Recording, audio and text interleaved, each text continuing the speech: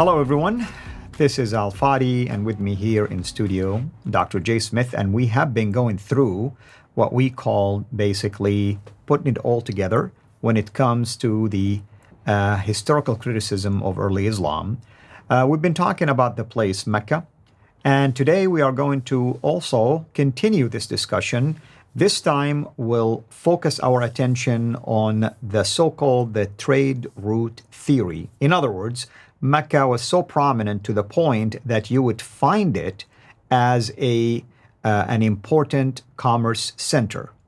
If we were to rely, as I did all of my life as a Muslim, basically believing that Mecca was an important trade center, and the logical question is, then you would find it on many of the early trade route maps. And that's what we are going to discuss today. Dr. J, is it true that Mecca can be found in any of the early trade route maps? Well, rather than answer that question right now, I'm going to pose another scenario real quickly. You're a Muslim. You know that Mecca has been around since Adam and Eve. You know that Abraham lived there. You know that it is the oldest city in history, the oldest inhabitant for humankind. And yet you can't find any reference to it. So you have a problem, because you've got to persuade the world, right, as a Muslim, that this is an important city. Muslims didn't know what to do. So in the last century, a man named Montgomery Watt came to their help. Montgomery Watt said, I'll tell you what happened. Why did Mecca become important? Why is it on the trade route? There's a reason for it. And this is what he said. So this is what known as the trade route theory. Now, when I was going to school, when I was studying under Gerard Hotting and all the rest, when I was studying under Dudley Woodbury before that, I'd always heard about the trade route theory. The trade route theory rescued Muslims in the 1900s, in the last century. It really rescued them. They needed this guy from Scotland to help them out, because he suddenly showed that this is the reason we don't hear about Mecca beforehand. And this is it. So let's look at a map. Let's go to the slide, and I'll just walk you through it.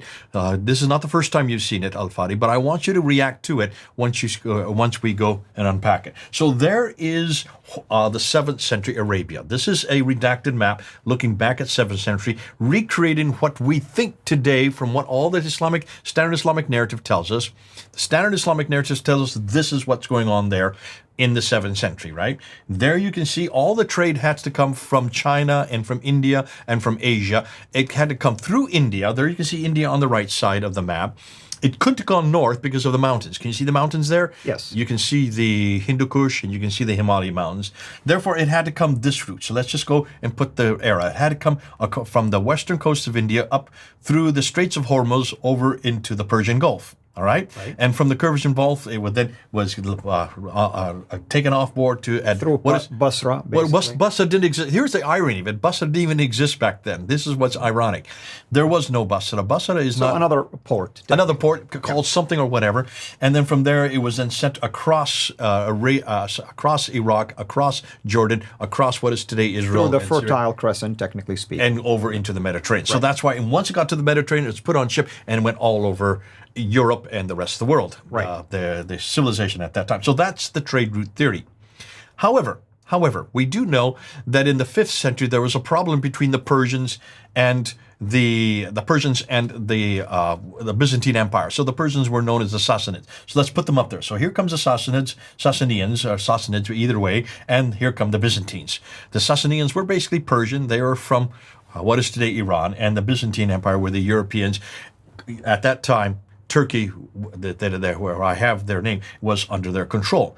They started warring at each other. They were the two big superpowers of that time. Mm-hmm. Because they started warring, that shut down the trade going through the Persian Gulf. Right. There's a lot of risk involved now. Violence, shutting it down. So let's just take away that. No longer could they use that route. Right. So what Montgomery Watt said is, so they couldn't use that route. So what did they do instead? They go to Yemen. They go to Aden. And they come across the Arabian Sea, go to Aden, and right straight up, there you go, right up the Western Plateau, all the way up to Gaza in the north, 1,250 miles over land. Mm-hmm. Now, Patricia Corona, Dr. Patricia Corona, who's a historian, reads and writes 15 languages, looked at this, and she read the trade route theory, and she had always been birthed on it and also been studied it. So she said, there's a problem here. There's a problem here, folks. So she said, take a look at it carefully. There are two problems, actually. Here's the first problem. Why was it you would be coming across the Arabian Sea and you transship the goods there in Aden and you go up to Taif there, and then why in the world would you come down to Mecca? Can you see the detour on the map? I'm just showing it to you. And also, I mean, as someone who lived there, the mountains down south Okay, well, hold on to that. near Yemen. Don't say anything right now. We're going to show you that. That's yet to come. You wanted my opinion, right? I know, but I don't want that opinion yet. Hold on to it. You're champing at the bits, and I can see you want to get to this because that's really exciting because there's two other pictures I want to show you that actually support what you're saying. But nonetheless, there's a detour, and then going down to Mecca, they then have to come up then to Yathrib, which is the archaic name for what is today Medina, and then from Yathrib they would go on up to Gaza. That's right. See the detour there? Can you see it?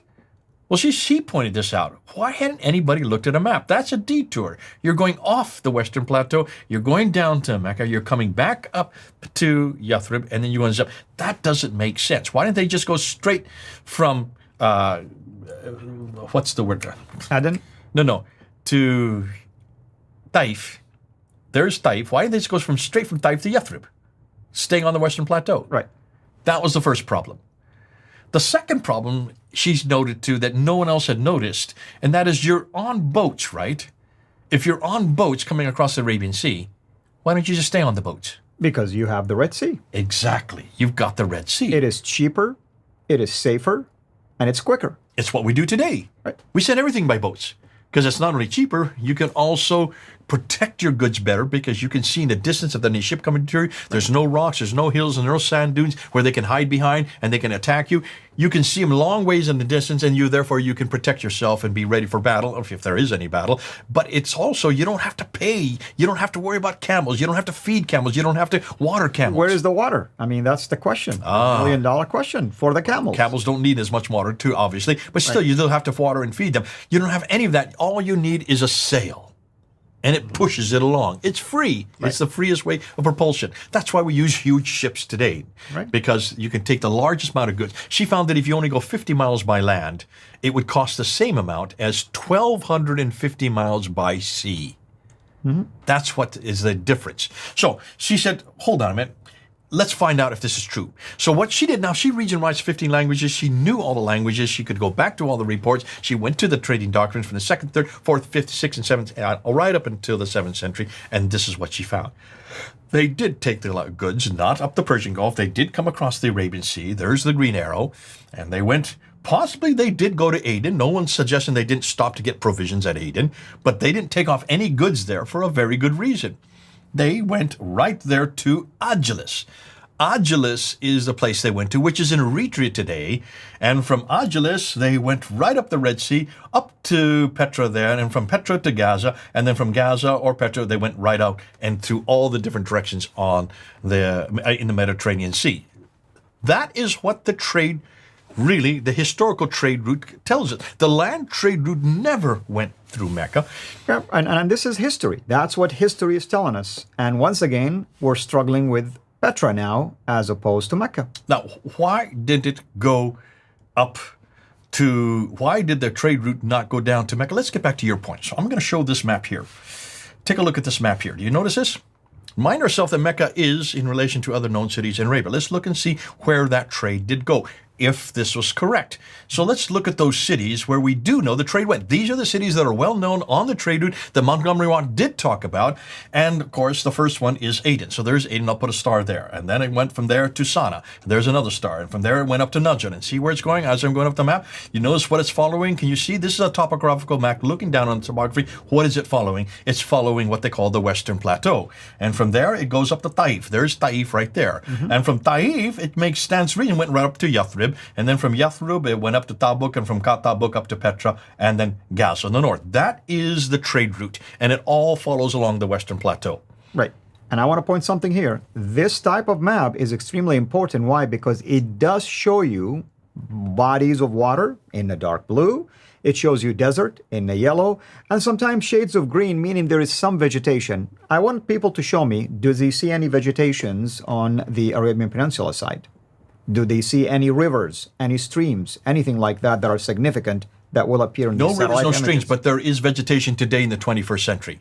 Today because of is, solid we're talking desalinization. about, even today, when you look at it, it's scattered because not all of it. I mean, it's a desert. I live there. I know the environment. Okay.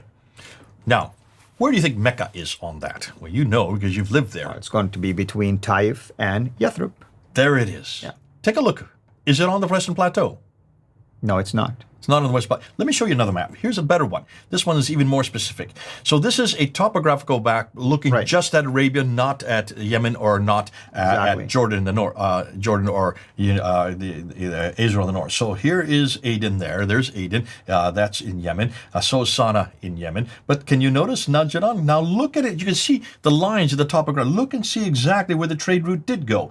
Up to Taif, and then up to Yathrib, then up to Tabuk, and on up to Petra in the north, and then to Gaza. Where do you think Mecca is?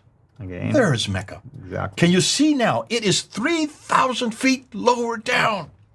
You have to come down 3,000 feet to Mecca, then go back up 3,000 feet to get to Yathrib. There is nothing there in Mecca to support any caravans. Absolutely. I mean, when we go to Taif, we would drive up a mountain to get there. See, today, and those are nice big roads where you don't even notice it. But if you have camels that need to be watered and fed, why would you go down to a place that had no water and no food, no fertilization, no vegetation, and then come all the way back up to Yathrib?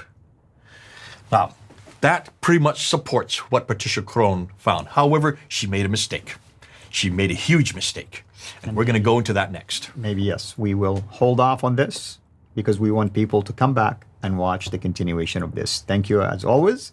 And I want to welcome any of your comments, of course, about these maps. And some of you, by the way, did contribute to us digging deeper into additional maps for clarification. And I know Dr. J mentioned to me about some of your comments as well that led into that, which we're always open for any constructive advice or criticism. We're not here to try to attack. We're not here to try to invent or make false claims. If you don't believe anything we're saying, by the way, we give you the sources, you go and investigate it, and we welcome any of your comments when it comes to that. Until next time, have a blessed day. Thank you for watching this video. Be sure to like and subscribe to our channel Sira International and click on the bell so that you receive notifications whenever we publish a new video or go live. I would also like to appeal to you to consider becoming a Patreon patron by clicking the link right below. By doing so, you can give towards the production of these videos. There are also other options for you where you can give to our channel. I thank you from the bottom of my heart.